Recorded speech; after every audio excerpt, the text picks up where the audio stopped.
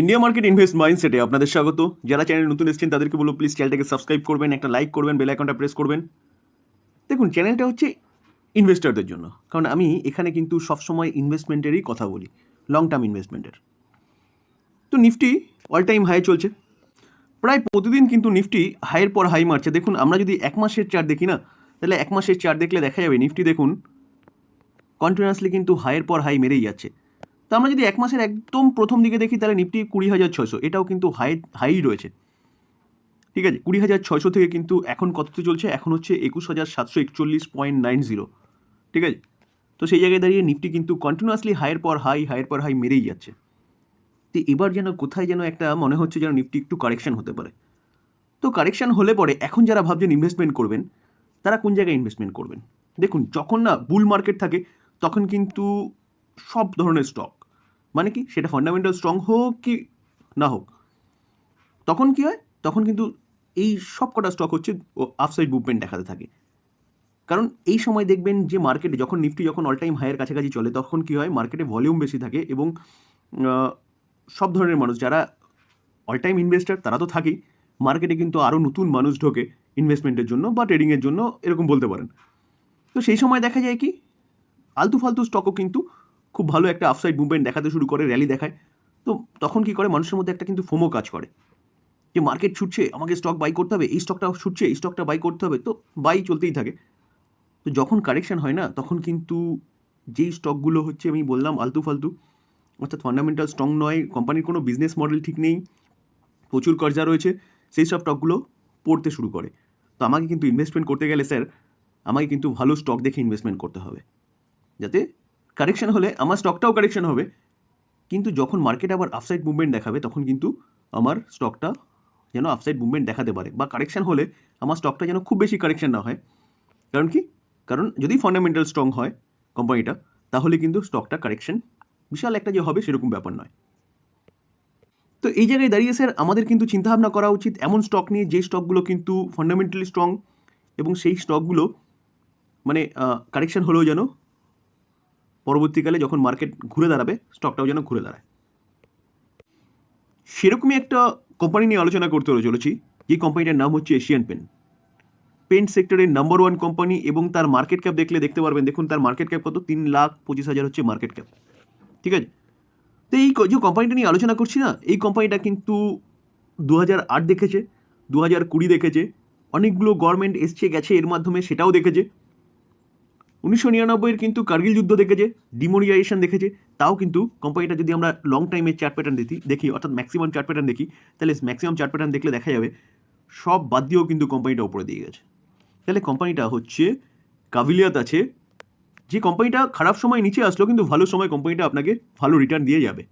দেখুন, কোম্পানিটা যদি আমরা অল টাইম রিটার্ন দেখি, কোম্পানিটা এটা 1999 থেকে রিটার্নটা এখানে রয়েছে এনএসসিতে, তো দেখলে দেখা যাবে দেখুন 28,435% কিন্তু কোম্পানিটা রিটার্ন দিয়েছে।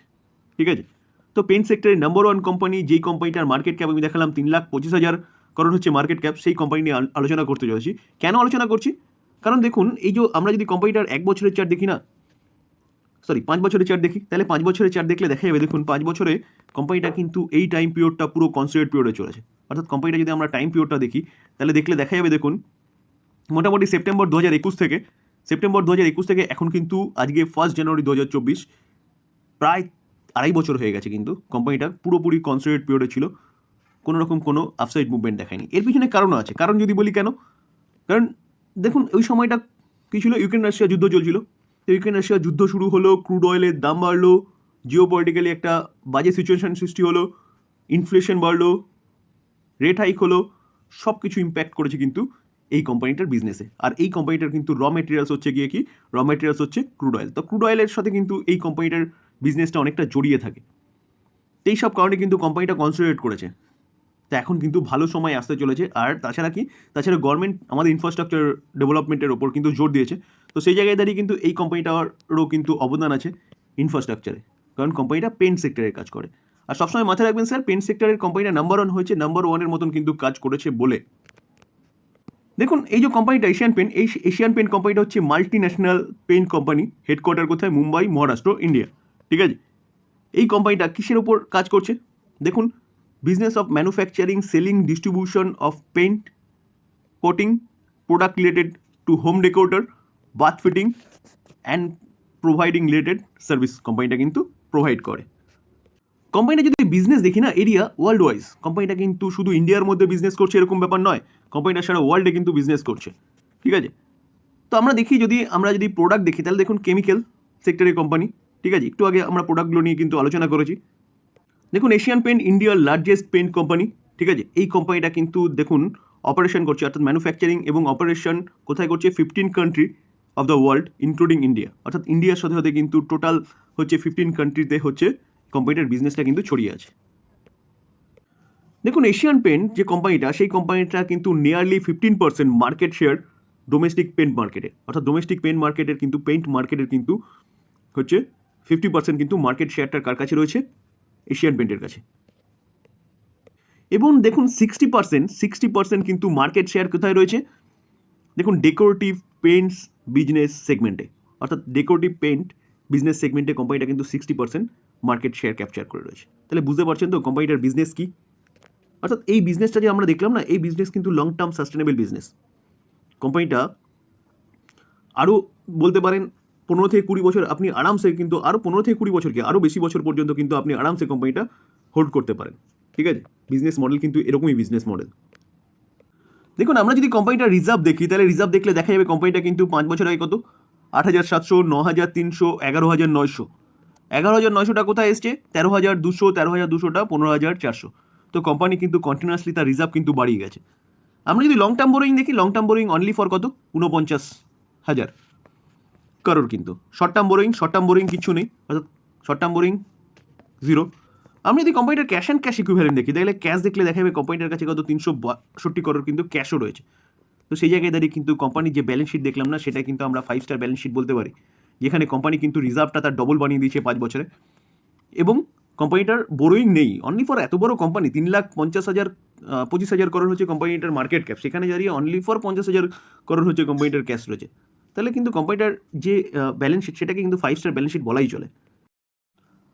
আমরা যদি কোম্পানিটার বিজনেস দেখি, দেখুন রেভিনিউ দেখলে দেখা যাবে কোম্পানিটার কাছে রেভিনিউ কী আছে। কোম্পানিটার কাছে রেভিনিউ আছে 5 বছর আগে 16,600, 17,500, 17,500টা কোথায় এসছে দেখুন, 18,800, 25,600, 25,600টা কিন্তু 30,500। অর্থাৎ এর মাঝখানে কিন্তু কোভিডের পিরিয়ড গেছে। কোভিডের পিরিয়ডে কিন্তু কোম্পানিটার বিজনেসে কোনো একটা প্রবলেম হয়নি রেভিনিউতে, অর্থাৎ কোম্পানিটা সেলসে বলতে পারুন। আমি যদি কোম্পানিটার প্রফিট দেখি, দেখুন প্রফিট দেখলে দেখা যাবে কিন্তু 5 বছর আগে কত, 2,132, সেটা 2,653, 3,051, 3,051, 3,134, তারপরে 4,100। তাহলে কোম্পানির আমরা দেখলাম কি, রিজার্ভ কন্টিনিউয়াসলি বেড়েছে, রিজার্ভ 5 বছরে ডবল হয়েছে। তো রেভিনিউ কিন্তু কন্টিনিউয়াসলি বেড়েছে, যেখানে আমরা 20-21 দেখছিলাম অন্য কোম্পানির কিন্তু রেভিনিউ পড়েছে, এই কোম্পানির কিন্তু রেভিনিউও পড়েনি, এই কোম্পানির কিন্তু প্রফিটও পড়েনি। দেখুন 2,100, 5 বছর আগে 2,100 প্রফিটটা, সেটা কোথায় গিয়ে দাঁড়িয়েছে 5 বছর পরে 4,100, প্রায় ডবল হয়ে গেছে। তো সেই জায়গায় দাঁড়িয়ে কিন্তু এই কোম্পানিটা আরামসে আপনি চিন্তাভাবনা করতে পারেন, খুব ভালো কোম্পানি। আমরা যদি ইপিএস দেখি, দেখুন ইপিএস দেখলেও দেখা যায় 5 বছর আগে 22 ছিল, সেই ইপিএসটা কোথায় গেছে, আর্নিং পার শেয়ার 42। তো সেই জায়গায় দাঁড়িয়ে কিন্তু চিন্তাভাবনা করা যায় কোম্পানি নিয়ে। আমরা যদি শেয়ার হোল্ডিং প্যাটার্ন দেখি, দেখুন সেপ্টেম্বর 2023 প্রোমোটার কতটা, 52.6% স্টেক হোল্ড করছে, এফআই 17.7% স্টেক হোল্ড করছে, ডিআইএস কতটা স্টেক হোল্ড করছে, 10.1% স্টেক হোল্ড করছে, এবং পাবলিক 19.6%। তাহলে অ্যাপ্রক্সিমেট বলা যেতে পারে কিন্তু এফআইএস, ডিআইএস এবং প্রোমোটার কতটা স্টেক হোল্ড করছে, প্রায় কিন্তু 80%-এর উপরে কিন্তু স্টেক হোল্ড করছে, ঠিক আছে। আমরা যদি ইনস্টিটিউশন ইনভেস্টার দেখি, দেখুন ইনস্টিটিউশন ইনভেস্টার দেখলে দেখা যাবে মিউচুয়াল ফান্ড 3.47% স্টেক হোল্ড করছে, যেখানে 34টা মিউচুয়াল ফান্ড রয়েছে, এসবিআই একাই কিন্তু 1.5%-এর উপরে স্টেক হোল্ড করছে। দেখুন foreign portfolio investor 17.16% stake hold করছে, 985টা ফরেন পোর্টফোলিও ইনভেস্টার রয়েছে, যেখানে আমরা যদি ইন্স্যুরেন্স কোম্পানি দেখি, দেখুন ইন্স্যুরেন্স কোম্পানি দেখলে দেখা যাবে কিন্তু 5%-এর উপরে স্টেক হোল্ড করছে, 5.77%। 31টা ইন্স্যুরেন্স কোম্পানি রয়েছে, এলআইসি একাই কিন্তু 4.48% স্টেক হোল্ড করছে। তাহলে শেয়ার হোল্ডিং প্যাটার্নটাও কিন্তু কোথাও যেন আমাদের মধ্যে কনফিডেন্সটাকে বিল্ড আপ করে এই স্টেকটাকে হোল্ড করার জন্য। যদি কোম্পানির স্টেক ভালো না হতো বা কোম্পানিটা ভালো না হতো, তাহলে কিন্তু এতটা এফআইএস বা এতটা ডিআইএস কিন্তু এই কোম্পানিতে থাকতো না। দেখুন আমরা প্রথমেই বলেছি কোম্পানিটার মার্কেট ক্যাপ কত, 3,25,000। কোম্পানিটার কারেন্ট প্রাইস কত চলছে, 3396। পি রেশিও কী আছে, পি রেশিও 64 রয়েছে, একদম ঠিকঠাক রয়েছে পি রেশিও। আমরা যদি রিটার্ন অন ক্যাপিটাল এমপ্লয় দেখি, তাহলে দেখলে দেখা যাবে এটাও কিন্তু যথেষ্ট ভালো রয়েছে, 34.4, এবং রিটার্ন অন ইকুইটি দেখলেও দেখা যাবে 27.7, দুটো কিন্তু যথেষ্ট ভালো রয়েছে। কোম্পানির ফেস ভ্যালু 1 রয়েছে, অর্থাৎ কোম্পানি কিন্তু স্প্লিট দেবে না। দেখুন পেন্ট সেক্টরের যে কোম্পানি আগেই বলেছিলাম, কোম্পানিগুলোর মধ্যে কিন্তু ফার্স্ট হচ্ছে এশিয়ান পেন্ট, সেকেন্ড হচ্ছে বার্জার পেন্ট। বার্জার পেন্টের মার্কেট ক্যাপ কত? 70,000। তো 70,000-এর অ্যাপ্রক্সিমেট 4 গুণের বেশি, কিন্তু 4.5 গুণের কাছাকাছি কিন্তু কোম্পানিটা বড় কোম্পানি হচ্ছে এশিয়ান পেন্ট। আমি যদি কোম্পানিটার কম্পাউন্ড সেলস গ্রোথ দেখি, দেখলে দেখা যাবে 10 বছরে 13%, কিন্তু 5 বছরে 15%, 3 বছরে 20%, কন্টিনিউয়াসলি কিন্তু বাড়ছে। কারেন্ট ইয়ারে অনলি ফর 5%। তাহলে কম্পাউন্ড সেলস গ্রোথ, অর্থাৎ কোম্পানি কিন্তু বিজনেস ভালো করছে। কম্পাউন্ড প্রফিট গ্রোথ যদি দেখি, তাহলে 10 বছরে 14%, 5 বছরে 15%, 3 বছরে 15%, এবং কারেন্ট ইয়ারে কিন্তু 35%। অর্থাৎ কোম্পানির যে প্রফিট গ্রোথ সেটাও কিন্তু কন্টিনিউয়াসলি বাড়ছে। আমরা যদি স্টক সিএজিআর গ্রোথ দেখি, তাহলে কোম্পানিটা 10 বছরে 21% করে কিন্তু রিটার্ন দিচ্ছে তার শেয়ার হোল্ডারদের, 5 বছরে 20%, 3 বছরে 7%। কেন কি? লাস্ট 3 বছরে আমি বলেছি কেন পড়েছে কোম্পানিটা। কারেন্ট ইয়ারে কিন্তু হচ্ছে 10%, অর্থাৎ এখন কিন্তু কোম্পানির ভালো সময় আসতে চলেছে। দেখুন রিটার্ন অন ইকুইটি দেখলেও দেখা যাবে কিন্তু 27, 26, 26, 28, এটাও যথেষ্ট ভালো রয়েছে। তো স্যার আমরা যতগুলো প্যারামিটার দেখলাম কোম্পানিটার বিজনেস বলুন, কোম্পানিটার ব্যালেন্স শিট বলুন, মানে রিজার্ভ বলুন, কোম্পানিটার কাছে কার্জা নেই বললেই চলে। কোম্পানিটার রেভিনিউ কন্টিনিউয়াসলি বাড়ছে, কোম্পানিটার প্রফিটেবিলিটি কন্টিনিউয়াসলি বাড়ছে। আমরা সেলস গ্রোথ দেখলাম, প্রফিট গ্রোথ দেখলাম, স্টক সিএজিআর গ্রোথ দেখলাম, সব করা ঠিক আছে, পি রেশিও ঠিক আছে। কোম্পানিটার রিটার্ন অন ইকুইটি বলুন, রিটার্ন অন ক্যাপিটাল এমপ্লয় বলুন, সব ঠিক আছে। তো সেই জায়গায় দাঁড়িয়ে কিন্তু এই কোম্পানি নিয়ে চিন্তাভাবনা করা যায়। এখন এটার আরও কেন ভালো সময় আসতে চলেছে স্যার? কারণ কোম্পানিটা টোটালি ইনফ্রাস্ট্রাকচার ডেভেলপমেন্টের উপর কাজ করছে। তো রিয়েল এস্টেটের কোম্পানিগুলো কন্টিনিউয়াসলি কিন্তু আপসাইড মুভমেন্ট দেখাচ্ছে, কারণ রিয়েল এস্টেটের মধ্যে কিন্তু একটা ব্যাপক একটা ডিমান্ড দেখা গেছে। এই ডিমান্ডটা আরও বাড়বে কেন? কারণ রেট কাট যখন শুরু হবে, অলরেডি ফেড কিন্তু একটা আভাস দিয়েছে, তারা 0.75% কিন্তু একটা রেট কাটের কথা বলছে 2024-এ। তো 3বার রেট কাট হতে পারে 0.25 করে। তো 25 করে যদি রেট কাট হয় ফেডে, অর্থাৎ ইউএসএ, তাহলে কিন্তু আমাদের দেশেও কিন্তু রেট কাট করতে হবে আরবিআইকে, কারণ সামঞ্জস্য বজায় রেখে চলতে হবে কিন্তু আরবিআইকে ফেডের সাথে। যদি সামঞ্জস্য বজায় না রাখে তাহলে কিন্তু দেশের থেকে ক্যাপিটাল আবার ইউএসএ চলে যাবে, তো দেশের অর্থনীতি কিন্তু ভেঙে পড়বে এবং ডলারের দাম কিন্তু আরও বাড়তে থাকবে। তো সেই জায়গায় দাঁড়িয়ে সামঞ্জস্য বজায় রাখতে হবে। তো রেট কাট করলে পরে যদি ভারতে আরবিআই যদি রেট কাট করে, তাহলে ইনফ্রাস্ট্রাকচার যে কোম্পানিগুলো রয়েছে না, সেগুলো কিন্তু আরও গ্রোথ বাড়বে, কারণ মানুষের কাছে লিকুইডিটি আসবে, মানুষ কিন্তু আরও বেশি পরিমাণে বাই করবে, হোম ডেকোরেশনের কাজ করবে। তো সেই জায়গায় দাঁড়িয়ে কিন্তু এই কোম্পানিটার বিজনেস আস্তে আস্তে কিন্তু আরও বাড়বে, কারণ কোম্পানিটার ভালো সময় আসতে চলে এসছে অলরেডি। তো তার পাশাপাশি আরেকটা জিনিস বলবো কি, আরেকটা জিনিস এটাই যে ক্রুড অয়েল যে কোম্পানিটার যে মেন র ম্যাটেরিয়ালস, সেই র ম্যাটেরিয়ালসও কিন্তু এখন 80-র নিচে আছে।